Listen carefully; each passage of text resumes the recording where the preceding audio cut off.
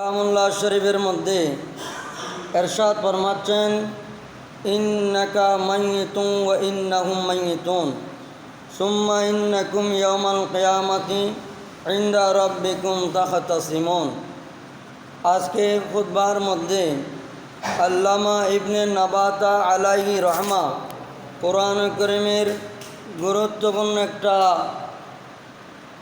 আয়াতে করিমা इरशाद फरमाচ্ছেন, इन्नका मय्यितुन, बेशक तुम मरने वाला है, व इन्नहुम मय्यितुना, और सब लोग मरने वाला है।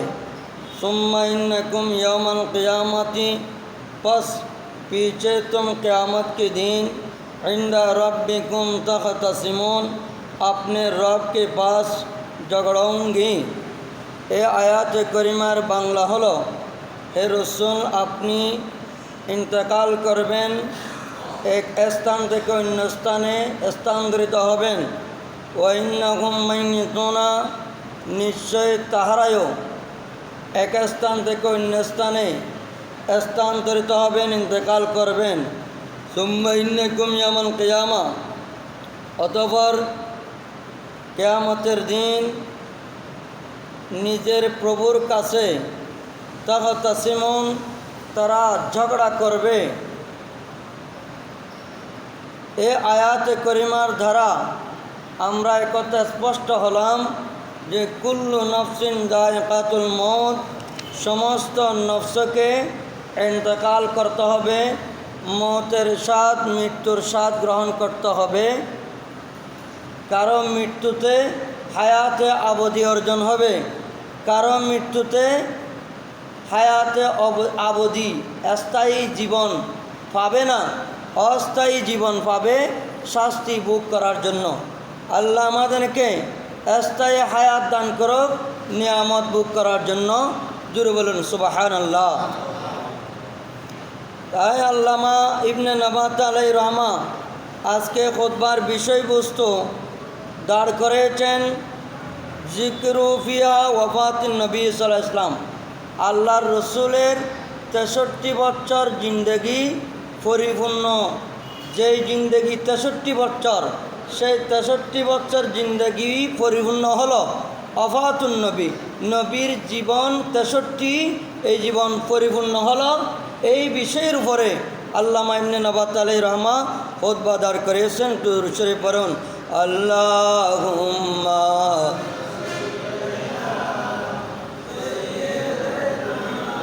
মুহাম্মাদ নবিয়না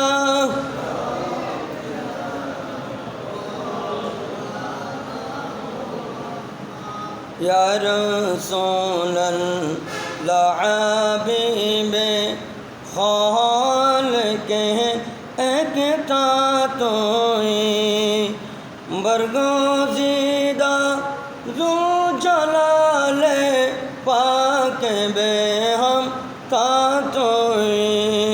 अल्लाहुम्मा सय्यदिना मुहम्मद नबी।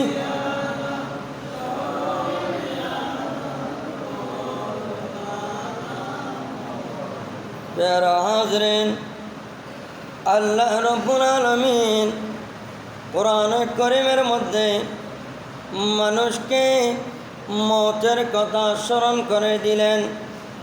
কুল্লু নফসিন যায়কাতুল মউত, প্রত্যেক প্রাণীকে, প্রত্যেক নফসকে, প্রত্যেক আত্মাকে, আমাদের আত্মা রূহ যেটাকে বলা হয়, সেই রূহ আমাদের স্তনের, বাম স্তনের 2 আঙ্গুল নিচে, সেই রূহ ডান স্তনের 2 আঙ্গুল উপরে, সে কলব। রূহ এবং কলব যদি মরে যায়, মানুষের ইবাদত ভালো লাগে না, রোজা নফস কাজে ভালো লাগে না, ইবাদত করতে মন চায় না, বরঞ্চ অশ্লীলতা, বেহায়াপনা, শয়তানের দোকাই, শয়তানের পিছনে পিছনে ঘুরতে মন বেশি ভালো লাগে। এজন্য নফস যাদের রূহ, নফস, কলব, দিল যাদের জিন্দা আছে তারা নামাজ এক ওয়াক্ত পড়ার পরে ইন্তেজারুস সালাত ইলা বাদিস সালাত, এক ওয়াক্ত নামাজ আদায় করার পরে আবার কখন জোহরের নামাজের সময় হবে, জোহরের নামাজ সময় আদায় করার পরে আবার কখন ফরজ আসরের নামাজের সময় হবে, এক ওয়াক্ত আদায় করার পরে আরেক ওয়াক্ত নামাজের জন্য ইন্তেজার থাকে, অপেক্ষায় থাকে। যাদের অন্তর, দিল, কলব, রূহ জিন্দা আছে তাদের কাছে ইন্তেজারুস সালাত, এক ওয়াক্ত পরে আর এক ওয়াক্তর জন্য অপেক্ষায় থাকে। জোহরের আজান কখন হবে, জুমার আজান কখন হবে, এরকম মনের মধ্যে অস্থিরতা বেড়ে যায়।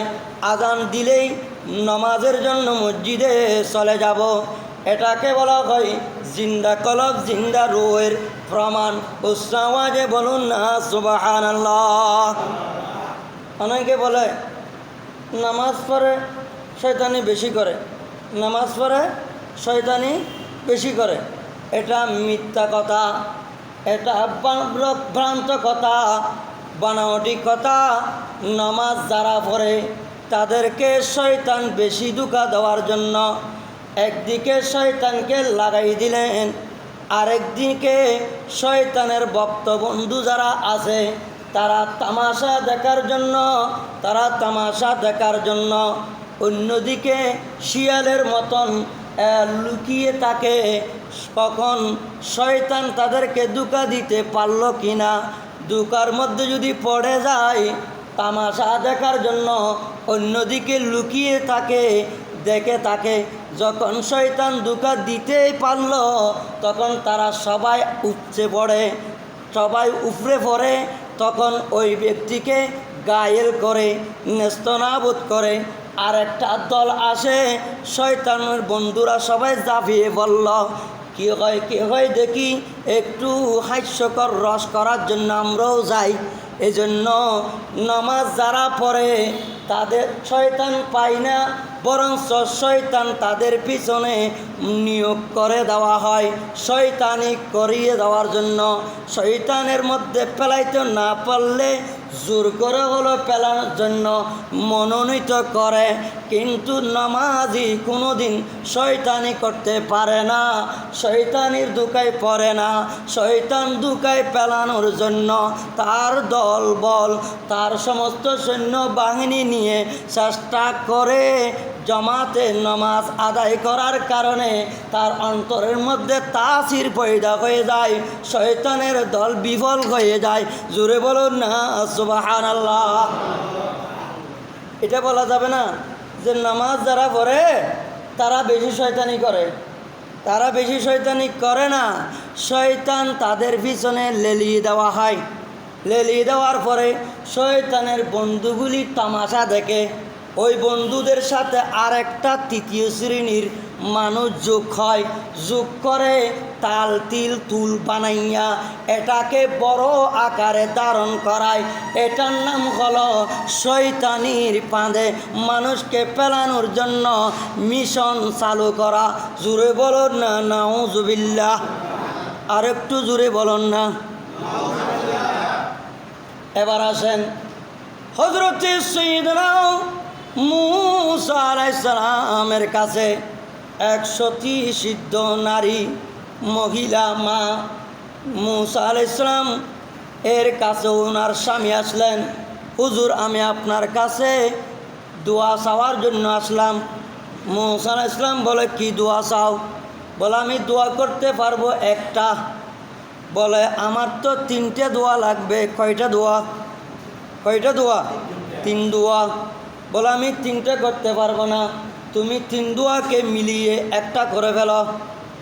ওই মহিলার স্বামী মুসা আলাইহিস সালামের কাছে দোয়া চাইলেন। মুসা বললেন 3টা দোয়াকে এক করে নাও।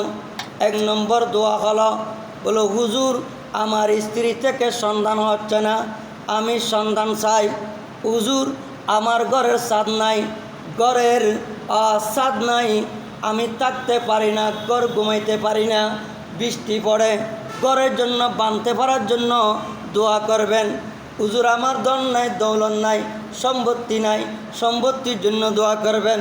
মুসা আলাইহিস সালাম বলে, তুমি এই তিনটা দোয়াকে একটাতে পরিণত করতে পারলে আমি দোয়া করব, নাইলে একটা দোয়া করব। স্ত্রীর কাছে চলে আসলেন। স্বামী আসার পরে স্ত্রীকে বললেন, মুসা আলাইহিস সালাম বললেন, তিন দোয়াকে এক দোয়াই করতে হবে, উনি দোয়া একটাই করবে।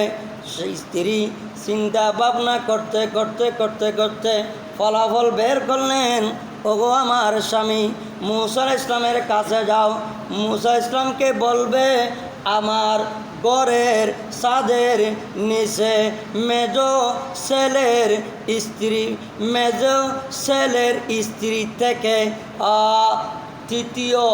দ্বিতীয় সন্তানের মেজো ছেলের স্ত্রীর দ্বিতীয় সন্তান কুলে রেখে ঘরের ছাদের নিচে দেখে দেখে খাইতে চায়।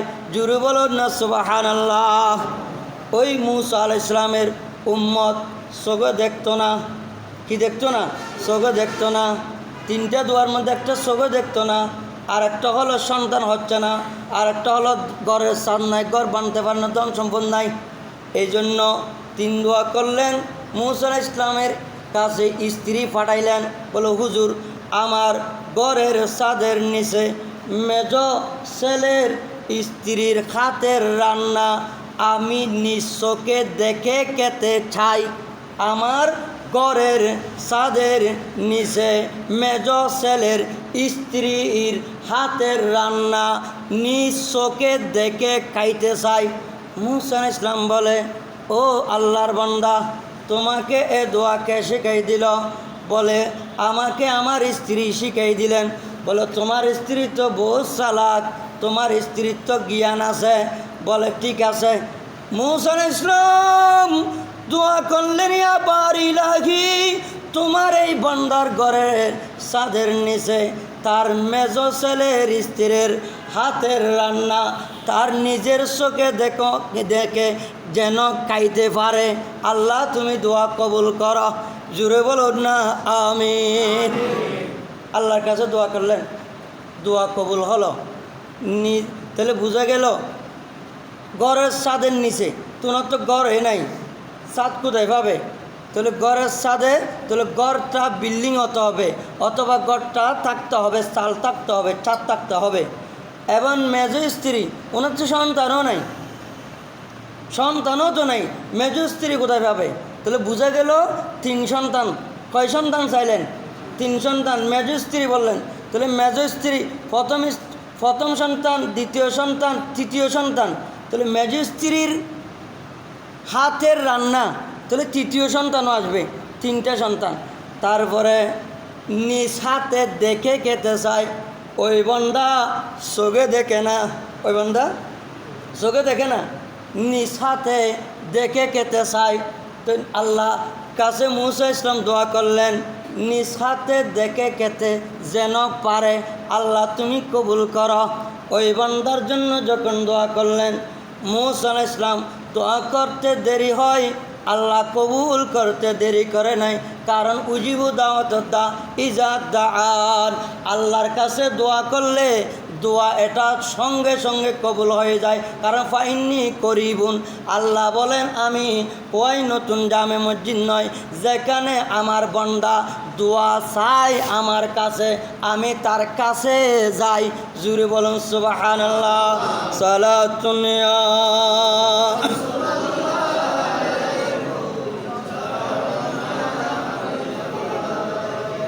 দোয়ার মতন দোয়া যদি চাইতে জানে খালেস নিয়তে, যার কাছে চাইবে তিনি যদি আল্লাহর কাছে হাত তুললে আল্লাহ যদি কবুল করে, দোয়া ফেরত হবে না। এই জন্য নমাজি নামাজ পড়লে একামন একা দিয়ে নে। যদি আল্লাহর কাছে একামন একা দিয়ে নে, আল্লাহ আমাকে দেখতেছে, আমি আল্লাহর সাথে কথা বলতেছি, আমি নামাজের নিয়ত বানলাম, আমি কেরাতগুলিকে সহি শুদ্ধভাবে পড়লাম, সূরা ফাতিহা ওয়ালা দাল্লিন পর্যন্ত পড়লাম। এখন আমি সূরা ফাতিহা দ্রুত গতিতে খুব তাড়াহুড়া করে পড়ে ফেললাম, কিন্তু মাঝখানে একটা আয়াত বাদ গেল, আপনার নামাজ হবে না, সজদা ওয়াজিব। এজন্য সূরা ফাতিহার 7টা আয়াত, নামাজে একটা আয়াতও যদি বাদ যায় ওয়াজিব তরক হবে। ওয়াজিব যদি তরক হয় তাহলে নামাজ হবে না, সজদা দিতে হবে। এজন্য নামাজের মধ্যে সূরা ফাতিহা যদি কেউ ভুলে যায়, ফরজ রাকাতে যদি মনে পড়ে পড়ে দিতে হবে, নাইলে ওয়াজিব আদায় হবে না। এজন্য নামাজের মধ্যে নিয়ত বানল, কেরাত ভুলে গেল 2-3 মিনিট নয়, সুবহানাল্লাহ সুবহানাল্লাহ সুবহানাল্লাহ এরকম 3বার বলতে 3 অজিফা 3 সুবহানাল্লাহ পরিমাণ নীরব রইল নিয়ত বাঁধার পরে, তাইলে তাকে অবশ্যই লোকমা দিতে হবে পিছন থেকে। লোকমা যদি না দেয় তাহলে নামাজ নীরব পড়ল। কেরাত উচ্চ আওয়াজে পড়া ওয়াজিব, কেরাত উচ্চ আওয়াজে পড়া ওয়াজিব। উনি ছোট করে পড়ল, ওয়াজিব তরক হল, সজদা দিতে হবে। ফরজ রাকাতে যদি মনে পড়ে তো উনি তো নামাজ একা একা পড়ে নাই, জমাতে পড়ছে। একা একা পড়লে প্রথম রাকাতে যদি মনে না থাকে দ্বিতীয় রাকাতে এটা আদায় করে দেবে। আর যদি জমাতে পড়ে পিছনে মুসল্লিরা লোকমা দিবে, আদায় করে দিবে। যদি মুসল্লিরও যদি মনে না থাকে, ইমাম সাহেবের যদি মনে পড়ে, যেই রাকাতে মনে পড়ল সেই রাকাতে বড় করে পড়ে দিবেন। জোরে বলুন সুবহানাল্লাহ। যদি না পড়ে ওয়াজিব তরক করলে সজদাও যদি না দেয় নামাজ হবে না। এজন্য এগুলি জানতে হবে। নামাজে ঢোকার সময় ডান পা আগে দিবে, মসজিদে ঢোকার সময় ডান পা আগে দিবে, মসজিদ থেকে বের হওয়ার সময় বাম পা আগে দিবে। অনেকে জানে না, ডান পাটা আগে চলে যায়। মসজিদ থেকে আপনি যখন বের হবেন তখন বাম পা আগে যাবে, মসজিদে যখন আপনি ঢুকবেন ডান পা আগে যাবে। কেননা মসজিদ উত্তম জায়গা, তো সর্ব উত্তম জায়গা মানে ভালো কাজ, ভালো কাজে ডান পা আগে দিবেন, খারাপ কাজে অসৎ কাজে খারাপ স্থানে বাম পা আগে দিবেন। এজন্য বাথরুমে গেলে বাম পা আগে দিতে হয়, বের হওয়ার সময় ডান পা আগে দিয়ে বের হতে হয়। তো ডান কোনটা বাম কোনটা, আপনার ডান যেটা সেটা আপনি ডান ধরবেন, আপনার বাম যেটা সেটা আপনি বাম ধরবেন। তাহলে ঢুকার সময় মসজিদে ডান পা আগে দিবেন, বের হওয়ার সময় মসজিদ থেকে বাম পা আগে দিবেন। বাথরুমে ঢুকার সময় বাম পা আগে দিয়ে ঢুকবেন, বের হওয়ার সময় ডান পা আগে দিয়ে ঢুকবেন, বের হবেন। এটা হলো আদব। আর মসজিদে ঢুকার সময় জুতাগুলিকে ভালোবাসছে জুতার মধ্যে তলাটাকে এক তলা আর এক তলার সাথে লাগাই ফেলবেন। আগে লাগানোর আগে জুতাটা মসজিদের সেহেনে জেরে ফেলবেন এক তলা আর এক তলার সাথে বাড়ি মেরে ধুলাবালু বেশগুলি জেরে ফেলবেন, তারপরে মসজিদে ঢুকবেন। এখন আপনি তাড়াহুড়া করে দৌড়াদৌড়ি করে তকবীর উলা পাওয়ার জন্য অবুক নামাজের রকাত চলে যাইতেছে এরকম মনে করে দৌড়াদৌড়ি করে মসজিদে ঢুকার সময় খাইলেন একটা হুসাট আচার খাইলেন, আর একটা হলো মসজিদে ঢুকার সময় জোতা নিয়ে ঢুকলেন। এটা মস্ত বড় বেয়াদবি। এজন্য ঢুকানোর সময় আস্তে আস্তে জমাত চলে যাক। আপনি জমাত পাইতে হলে আগে আসতে হবে। ওই যে বলছিলাম ইন্তেজারুস সালাত, আজানের জন্য অপেক্ষা করা, নামাজের জন্য অপেক্ষা করা। 7 শ্রেণীর মানুষ, এক শ্রেণী মানুষ হলো ওই আরশের নিচে ছায়া পাবে। জোরে বলুন না সুবহানাল্লাহ। লা ইলাহা ইল্লাল্লাহ, লা ইলাহা ইল্লাল্লাহ মুহাম্মাদুর রাসূলুল্লাহ ইসলাম। প্যারা হাজিরিন, এগুলি কে শিখাইলেন? এগুলি আমার নবী হাদিসের মধ্যে শিখাইলেন। এক ব্যক্তি এসে বলতেছে, আলী ইবনে হুসাইন ওয়াকিদ, ওদের তোমাদের ধর্মে ডাক্তারি বিদ্যা সম্পর্কে আসেনি? আলী ইবনে হুসাইন ওয়াকিদ বলে যে আছে। কুলু ওয়াশরাবু ওয়ালা তুসরিফু, তোমরা খাও পান করো, ব্যয় করো না, অবশ্যই করো না। ইন্নাল মুবাজ্জিরিনা কানু ইখওয়ানাশ শায়াতিন, মুবাজ্জার অবশ্যইকারী শয়তানের বন্ধু। তাইলে কোরআনে বলল খাও এবং পান কর, ওয়ালা তুসরিফু, অবশ্যই করো না, বেশি বেশি খাইও না। বেশি খাবার খাইলে পাকস্থলীর মধ্যে জমে যায়, হজম হয় না। বেশি শক্ত খাবার খাইলে হজম হয় না, দেরিতে হজম হয়। তো হজম যখন দেরিতে হয় পেটের মধ্যে গোলমাল শুরু হয়।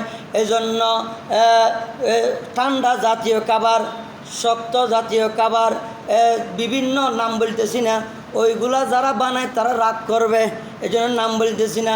শক্ত জাতীয় খাবার, ঠান্ডা জাতীয় খাবার, যেগুলি দীর্ঘ সময়ে হজম হয়, এ জাতীয় খাবার যাদের পাকস্থলীর মধ্যে রোগ বালাই, বেশি পেটে হজম হয় না, এরা বর্জন করুন, খাবার কমিয়ে ফেলেন।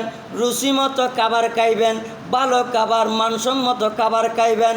যত্র তত্র খেয়ে পেটটা নষ্ট করে ফেললে, এজন্য সব ব্যথার ওষুধ হলো পাকস্থলী ঠিক থাকলে সব ঠিক। পাকস্থলী যে যদি ওষুধ হয়ে যায়, পুরা অঙ্গের মধ্যে বিভিন্ন রোগে ভরপুর হয়ে যাবে। জোরে বলুন না নাউজুবিল্লাহ। এগুলি সব বললেন আমার নবীজি। বলে কোরআনে একটু করে বলছে রি, হাদিসে নবী বলছে, আমার নবী বললেন, হাদিসে বলে। এই জন্য পাকস্থলী সমস্ত রোগের ওষুধ হলো পাকস্থলী ঠিক রাখা। পাকস্থলী ঠিক থাকলে সব ঠিক, পাকস্থলীতে গোলমাল হয়ে গেলে সব গোলমাল। এই জন্য আল্লাহ রাসূল বললেন কম খাও, কম ঘুমাও, কম কথা বলো। এগুলি শেখ সাদি রহমতুল্লাহ আলাই ফার্সি ভাষায় লিখেছেন। এগুলো আমাদের জন্য বড় নিয়ামত। এজন্য রোগ বাড়ার আগে যখন খাবার পরিমতো খাবেন, আপনার রোগ হবে না, আপনাকে স্ট্রোক করতে হবে না, টেনশন স্ট্রোক করতে হবে না। খাবার বেশি করে খাইয়ে ফেললেন মেজবান, সপ্তাহে 4-5টা খাইলেন গরু গুস্ত, শক্ত খাবার খাইলেন, হজম হচ্ছে না, এবার বাথরুম বন্ধ, পেশরাব বন্ধ, প্রেশার বেড়ে গেল, প্রেশার কমে গেল, এবার আপনাকে নিয়ে পরিবারের সবাই টানা হাসড়া করতেছে। এগুলোর আগে খাবারটা যদি আপনি নর্মালি খান, তাহলে আপনাকে নিয়ে আর টেনশন করতে হবে না, আপনি সুস্থ থাকবেন। আল্লাহ আমাদেরকে সুস্থ শরীর নিয়ে বাঁচাতে হবে, দাঙ্গা সকল বলে আমিন। এজন্য আমার নবীজি এই মাসের 12 রবিউল আউয়াল শরীফ দুনিয়ার জমিন থেকে চলে গেলেন। আমার নবীর থেকে যখন রোগ হলো, জ্বর হলো, আমার নবীজির ঘরের দরজায় হজরতে জিবরাইল আমিন আলাইহিস সালাম এবং মালাকুল মউত আলাইহিস সালাম আসলেন। নবীর কাছে করজোরে বিনতি করলেন। মা ফাতেমা হজরতে আজরাইল আলাইহিস সালামকে, মালাকুল মউতকে দেখার পরে হজরতে মা ফাতেমাকে আমার রসুল বললেন, ও ফাতেমা, তুমি কি চিনতেছ ঘরের দরজায় কে দাঁড়িয়ে আছে? ও আব্বাজান, তোমাকে সালাম দিল, এত আদব করে বসলো, আমি তো চিনতেছি না।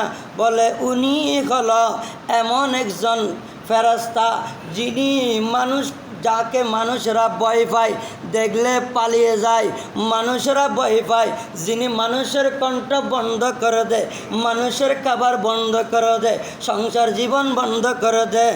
আল্লাহর রসুলের মেয়ে এই কথাগুলি শোনার পরে চোখ দিয়ে পানি পড়তেছে, কান্দেছে। আব্বাজান, তুই মালাকুল মউত কেন আসলো? ওয়াকালা উদখুল ইয়া মালাকুল মউত মারহাবাম বিকা। আমার রসুল মালাকুল মউতকে ওয়েলকাম জানাইলেন, ধন্যবাদ জানাইলেন, মোবারকবাদ জানাইলেন, আসো আসো। ঢুকলেন। ও রসুল, আল্লাহ আপনাকে তলব করেছেন, আল্লাহ আপনাকে নিয়ে যাওয়ার জন্য আমাকে পাঠিয়েছেন, তবে আপনার এজাজত লাগবে। সুবহানাল্লাহ। আমাদের কারো কাছে কি এজাজত চাইছে? মালাকুল মউত কোনোদিন কারো কাছে এজাজত চাইছে? কোনো নবীর কাছে এজাজত চাইছে? চাই নাই। তো নবীকে আমাদের মতো হয়েছে? নবী তো দুনিয়া থেকে যাওয়াটা আমাদের মতো হয় নাই। নবীর কাছে এজাজত চাইছে। নবী যখন ঢুকতে বলল, আজরাইল ইসলাম ঢুকতেছে। ও কল আসসালামু আলাইকা ইয়া রাসূলুল্লাহ।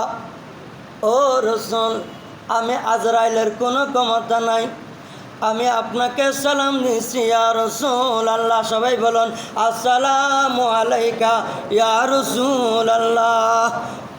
ইন্নী জিতুকা যায়িরান ওয়া কাবিজান ওয়া আযিনা লি রাব্বি ওয়া রাব্বুকা আল্লা আগবিজা রূহাকা ইল্লা বিইজনি। ইয়া রাসূলুল্লাহ, আমি আপনার সাথে সাক্ষাৎ করার জন্য এসেছি। রসুল, আমাকে আল্লাহ পাঠাইলেন আপনার অনুমতি ক্রমে। আপনার রূহ সৈয়দুল মুরসালিন, রূহ নূরে মুজাসসাম, সমগ্র জাহানের রূহ আপনি নবী। আপনি নবী যদি মরে যান, গোটা দুনিয়া মরে যাবে। আল্লাহ আমাকে পাঠাইছে আপনার রূহটা নেওয়ার জন্য এজাজত ক্রমে। রসুল, আমি রূহটা নিয়ে আবার নিয়ে আসব। জোরে বলুন না সুবহানাল্লাহ। ফাকালা ইসবির হাত্তা ইয়াতিয়ানি আখি জিব্রাইল। একটু সবর করো, সবর। এত তাড়াহুড়া করতেছে কেন? তুমি তো অনেক জান কবজ করেছ, ঠান মেরে নিয়ে এসেছ, আমি সব জানি। তো তুমি অনেককে কষ্ট দিয়েছ, আমি সব জানি। তো একটু ধৈর্য ধরো, ধৈর্য ধরো, সবর করো। ইসবির, হে জিব্রাইল ইসবির। বলতে পারবে কোনো রাজা বাদশাহ, বলতে পারবে কোনো প্রেসিডেন্ট, বলতে পারবে সবর করো। আমার রসুল বলে একটু ধৈর্য ধরো, ধৈর্য ধরো। যা আহু জিব্রাইল ইসলাম। জিব্রাইল ইসলাম আসলেন, কারণ আজরাইল জান কবজ করতে পারতেছে না। জিব্রাইল আসলেন। ও জিব্রাইল, কি জন্য আসছ? রসুলকে সালাম দিলেন, আসসালামু আলাইকা ইয়া রাসূলুল্লাহ।